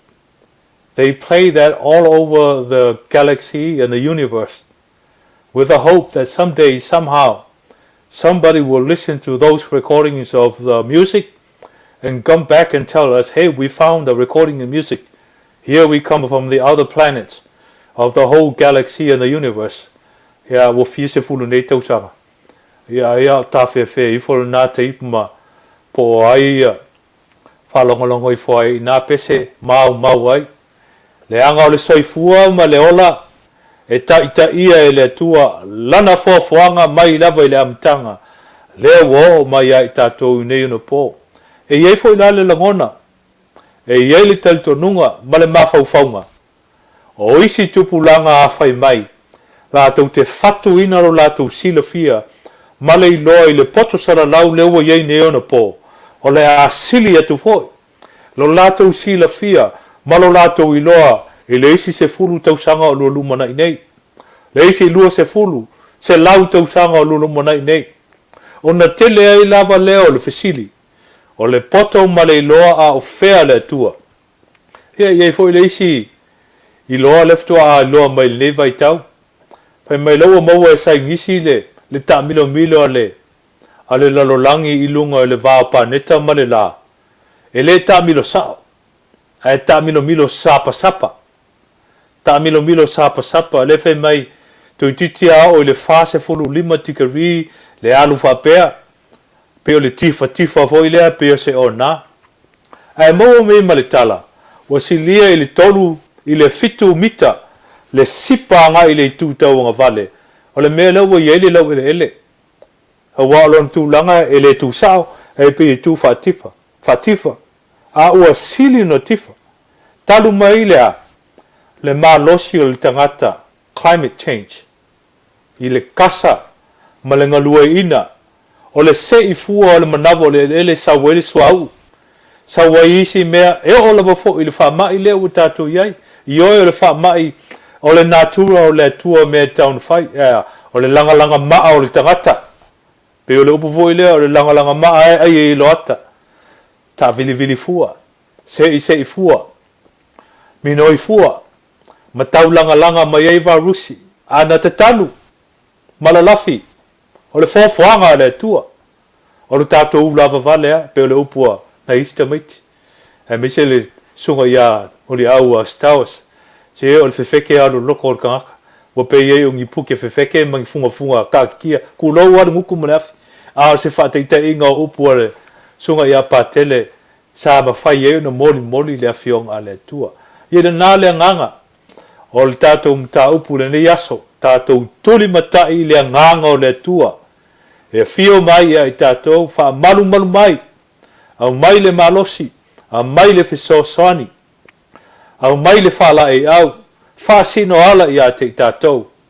Ea, tātou te puno wa iai mo lan whe au mo lan talo le lei. E mese foi, e whetaya iai I tātou ma ti ngā ma whaingata. A wale au soe, o lau lava lea e wha manatu. E lei promise mai lea li I tātou te le whetaya I man ti ngā ma whaingata. O ia ana whetalai, e maua au tau I pōpua ngā ma whaingata ma ti ngā o le nei larolangi. E le whesili ia le nā. A e pau le mea mauti noa. Wa ia fola mai, na te awai whaatasi mai tātou. Te mana tua, te mi o tala i titi lava. Ono loa tau sanga whai mai a tūlou. Si ili pelu ma le amo. Whai le amo ngā popo. Ia mata mai a tailua. Tasi le popo i le isi tua le amo. Tasi le popo i le isi tua le amo. Pasoro solo ai le matua whalonga atu. Wa lua se fulu popo i li tu uma. Wha se fulu popo wa ngau lo taua. A sau lo se tangata whai mai. Vai lua mai lau a venga. Oka se wha mama a venga. E tu atu le mamafa. Ia e sau si o ta anko. Po se tangata matua. Whai mai a mai a te au lau a venga. O te tau a veina. Tau no le fale. La mai sta me titi mala singa fasila au. Ima singa popo e lua. Po se ngiu fo. Po se es. A laua ave le tangata matua. Le a venga ma mafa atoa. Pape nā lu tātou loutou soifua. Ma lu tātou wola. Le tātou savalinga ele nei tausanga. Ma le nei vaenga. O le soifuanga. O lo iei le koviti. Samoa lua Amerika Samoa.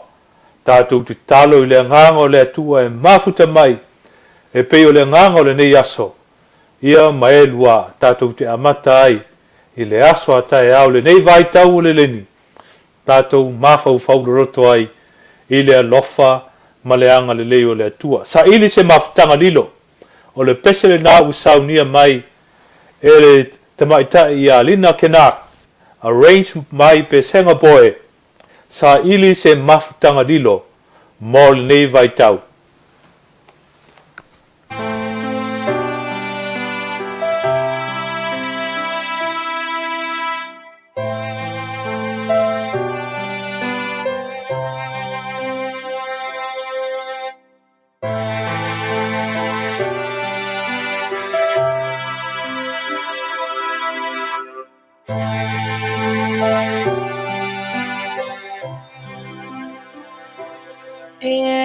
I say to la filemu mai mea ole olanga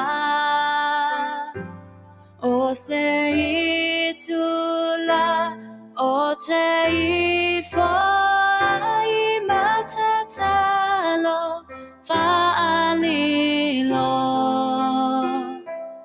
le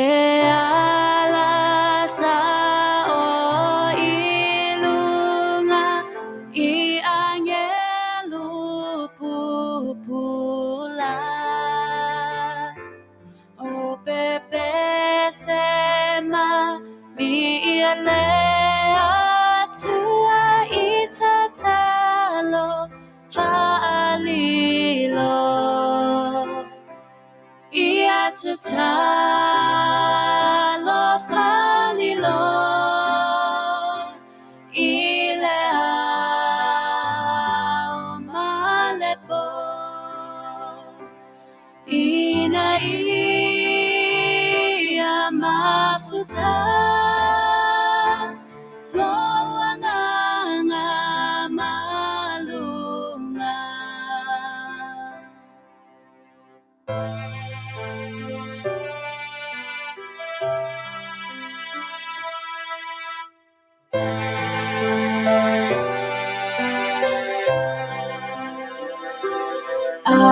So ole olangane o te toa I leiloa e fa'afofo ngā mai le atua I tatalo fa'alilo ia tatalo fa'alilo ilea malepo ina ia mafuta loanganga malunga ia tatalo fa'alilo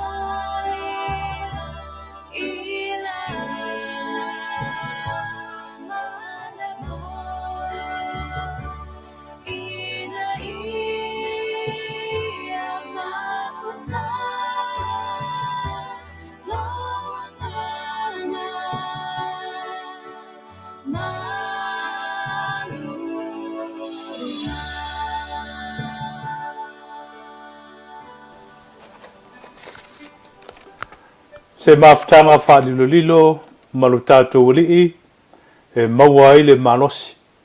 O ina na fio ai lu tātou lii o Yesu Keriso i le toafa mafuta ai na o ia ma le tama. Maua le tala na whaoso ina ai o ia. E whemea e lei manu malo ai le fili sa tani ma le ti Apollo. Iana whaososonga e tolu o tau sila fia. E lei manu malo ai. Ae o ina na maua mai ai le tapena ina o le soifua i le tino mafaufau ma le nganga o le tātou lii o na a mata i lo lea o lana ngaluenga tālai. O na a mata i lo lea o lana ngaluenga tālai. Ngaluenga tālai lea lu tātou lii. O mai ai tātou manei o na pō. Tō fia le au whai ngaluenga. O nisi wa whai langi le tō whinga. Au nisi o lo tātou mafuta e pēa. Ua whaelo mai o lo mafuta mai le sunga i le whaife au. Malolo le ta mamatua rava. Ia le whea ngai ta mu. Ma le whalitua ia sa vali ta mu. O le ta mam ia le whea ngai ta mu o tamatuai. O le leunu moenga ma malua. Ua loa le soifua ia ua whaa. A wau mai le tofinga i le e whaka asa. Ma ua i nei li tautuanga. Wa fai fe au malolo manu malo male falitua ia sa vali isi aro Washington. Faftai mafuta mai ta ma maltina faftai foi tapo iwa faiva o lo matou fenga iai. O tawai malu mana ia faso matango fie lau sunga famanuia le tua famanuia foi le tua i lau tau fafonga anga malo tatou falongo. O le famanatu. Famanatu mai tasi le pese lea usaunia mai sunga il fatonu pu lea lo loto. Ile fasosonga ina lo tātou uli o Yesu Keriso. Na ia pu lea ai lona loto. Ma ia manu maloa ia. Ele asa fo ila alu tātou neo na po. Ma fasosonga i ala ese ese. Ao le isi lava fasosonga sili. O lo tātou loto tele, loto maa. Loto fefete, loto mimita, loto vale, maisi tu ai ngā loto whapena. O sauni mai il whatonu le pese ale te maitai o nia as e teru. Na usuina whatasi mal tamalawiloa vania to loa, po vanaia to loa, puase lea, pu lea lo loto, e fisosoani mo lau whafonga anga Samoa.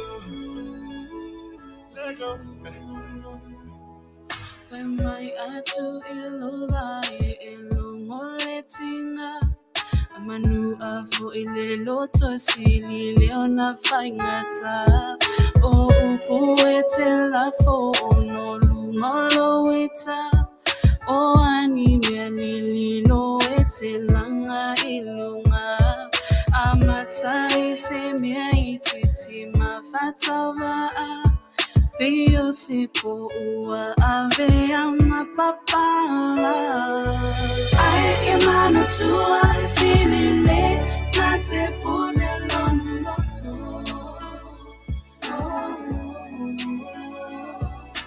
Nai lole Na te fia e pele ano Tu ilura sabali ese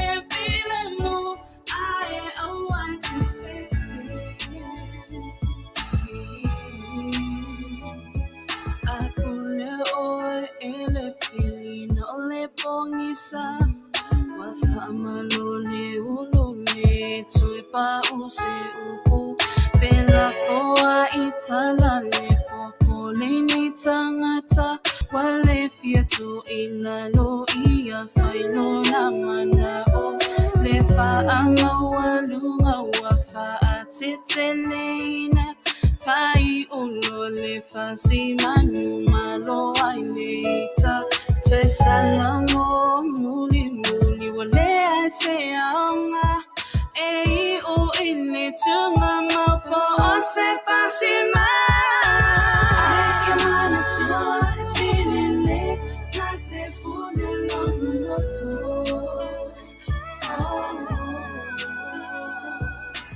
Nai lole Na te fia e a pene ono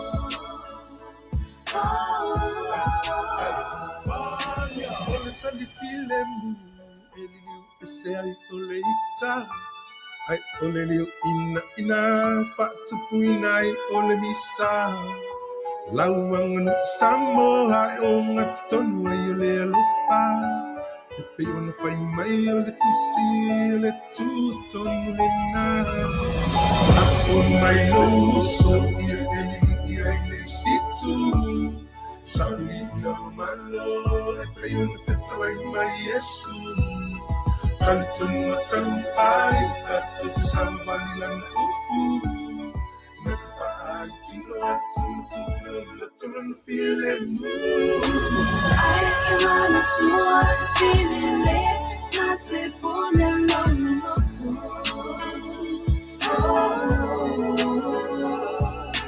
Nai lole Na te fia e a pene ono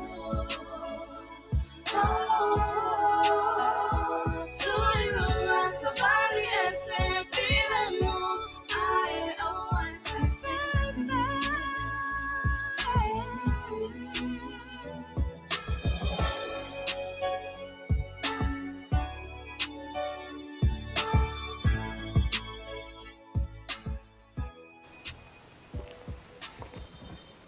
Sili le pule lono loto na ile na te a ele olo.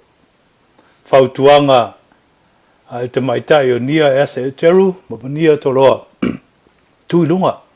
Aluese. Ele ilo se malosi le fatau. Aya.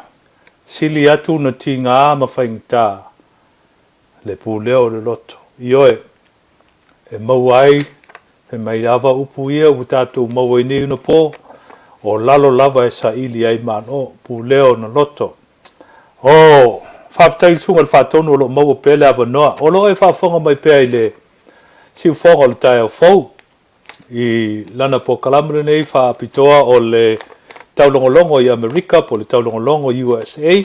O lo matu tu ina sao atu i le whangaloa San Francisco. E ala atu lea i le ofisa tu tonu o le siufonga le tai au fau. O lo i Long Beach, California i saute.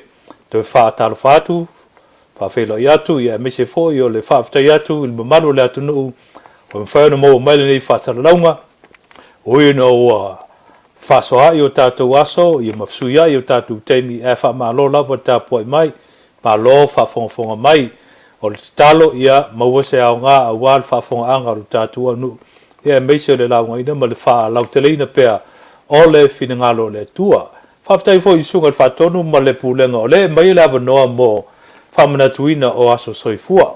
Ia, mo le temi nei, o lo lofo mai le whatonu o lo whaifua tatu aso whanau. O le sunga ia John Aisha Ena. Se tasi fo i tanga o alamu whanau tauta ua le tatu watunu i le musika. O lo o whaipese, o lewa ona whaipese talu mai lava lona tamaititi. Ia, mea le leo le ustai ona o le whatonunga le tamama le tina le alawa e whaongaina ai le tua i le ngaruenga i le kalesia whapatonga Kepsiana Amerika Samoa i Tele City. Ai le ngata i lea. Se tasi fo i leo tanga o alam whanau le atunu o te lela na tautua i le Samoa Community Development Center. Ia masalo o wautou sila se tasi o tupulanga la iti a malalo whaoa. O le telo ia tupulanga. Ia. Masalo to telo i lato e leo patino ni lotu e awai ia pe leo lo lotu fo ia atonu e lo lotu a bo matua manisi a le ava no le leilea e ministry ai le tala inga le Auaunaga. John, I really admire your work, not only for our church, our choir, but especially the work you're doing for Samoan Community Development Center, along with Patsy Tito and all your staff.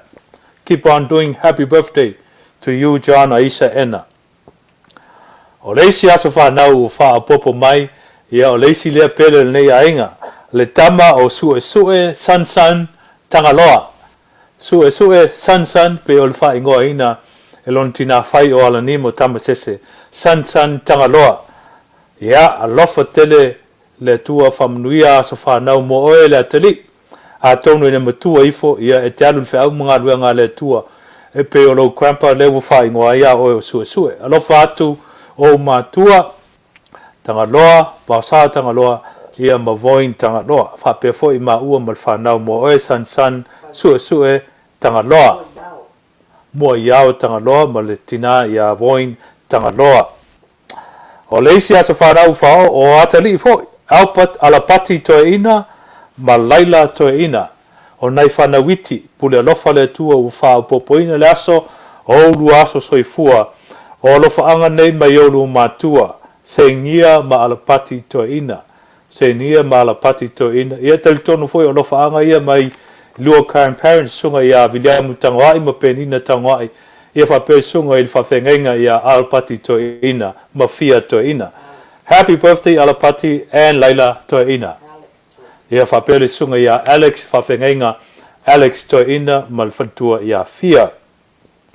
O le as whanau mulmuli. O le afine ia Denise Fonuti. O le uso o le sifo ia fine o le vale lea o Dana Fonuti. A o le wii lea o le tina ia whaunga e malita o le ainga. O le me matawina. A ho o yaso whapitoa e misela vaso tama. O nisi nei o whanau e tuturu lava. Ma o tia o la loto. Ona ua wala aupa ia le tua wa mia e fo ilo la tama. Manuia lo waso whanau. Ma le tele o outou o wha manuia outou waso soifua. E le iaso a ua mautu sia maftanga pele mautou matua. Ia po outou walo foi. O le pese lea o sauni mai ai Witness F tuatanga loa. Fatasi ma GVI film streaming. Tama pa imai.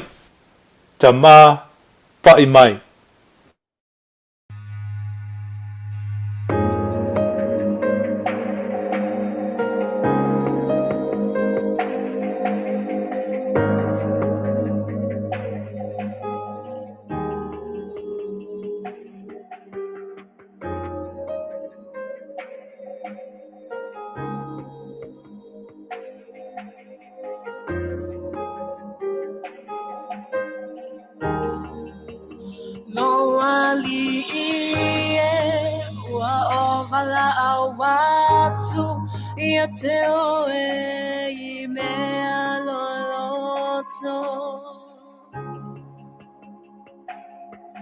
lili umaya fofonga te olai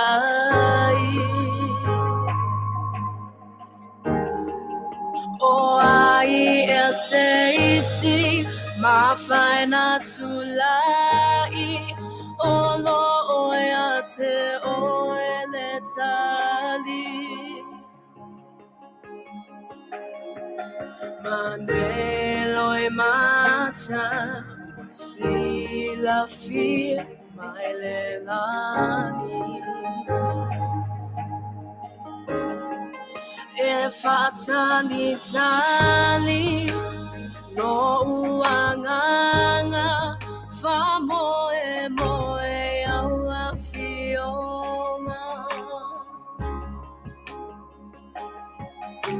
fa foisi amai malosi e auaunai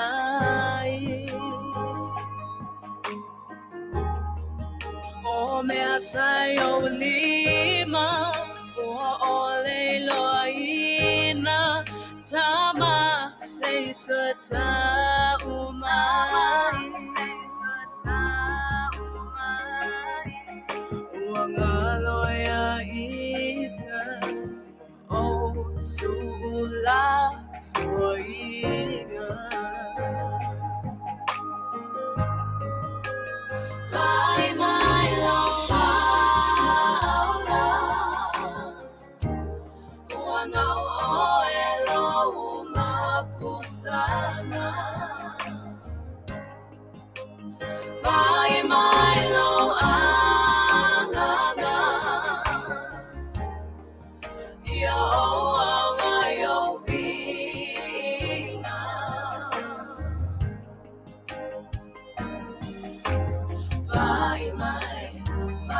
mai sama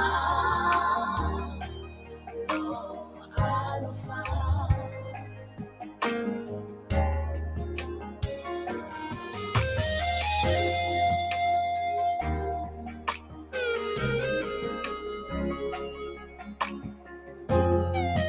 ia whaalolongo mai a te oe le oli oli olo ule le oto ia lo fofonga mea se olo une yola ia whaamatana mai o lau ngutu o te tautau pea lau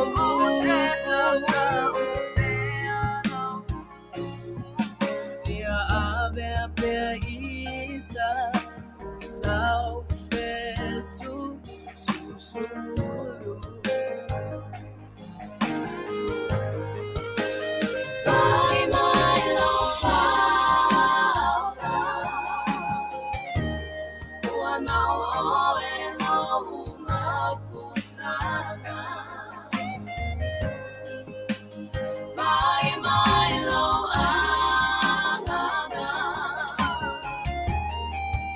ia oanga yo vina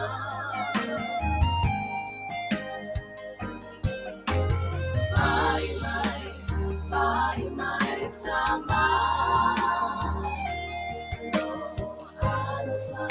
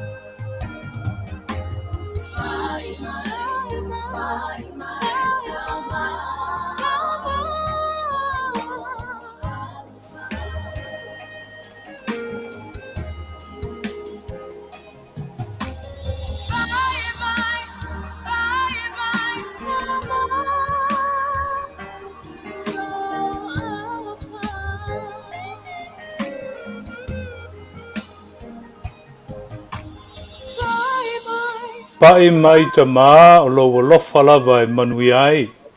Alofa. Moni lava o le lofa o le tua e ta iala ina ai i tātou. I o te talo na. Whaitasi ai i alofa le tua e mai wha mawhanwhananga. Mo wō, mātua, maainga, mae masani. Wa fia i whonoanoanga o no o le bala aupa i a le tua. O mātou te talo na. Ia Samoa ua whaiwina fo i tātou po kalamera nei Afiafi i temi whātulanga inga. Ia ole asu watu vai malu i poenga pe a whai ua pa o fo i se pati po ua sala se ngana e tusa o le tātou mawhitanga le nei Afiafi. Ole au ona lava ia e whātauwa. Hepe o le nganga o le nei aso. Ia ole aktua lava na te whātonuina o tātou wala. Ma futa mai pealo na nganga e whatino mo whatonu mo whasino o tātou vai ngā awala tātou savalinga. O le pese ua sauni mai li sunga le whatonu o le pese rau whai pese whai aonga po le Teachers Training College. Ua masani ei tātou Samoa. Ieo vai tausi mai. O le ngā fo i le titalo. A wale whafonga anga lo tātou watunu u Samoa. E mese lava Amerika Samoa. O lo ua sa sao ai le whamai, ia te tonu le lofa e pui aro tātou atunu. Sa maunga lua i anga whainga mā lo, hulu ma taitai o le atunu, e meise foi, o le tapua inga, lau whainga ruenga pa ia le atua, Pulenga li mawhai pule whalitua matausi sa oa matamaitai le marosi le nuu e meise nei whanara o lalawawa au wale Manuia. O mātou ta māmatina mātutua, mo moli atu alo whaanga, ia e meise o whamniang mo le nei whale vai aso. O lauto o auna le Moegagogo Tamasese au inatu le tātou po kalama o le taulogologo Amerika tu sa o atu le whangaroa San Francisco. Ui atu le le ofisa tu tonu le sunga le teitai ma le whatonu.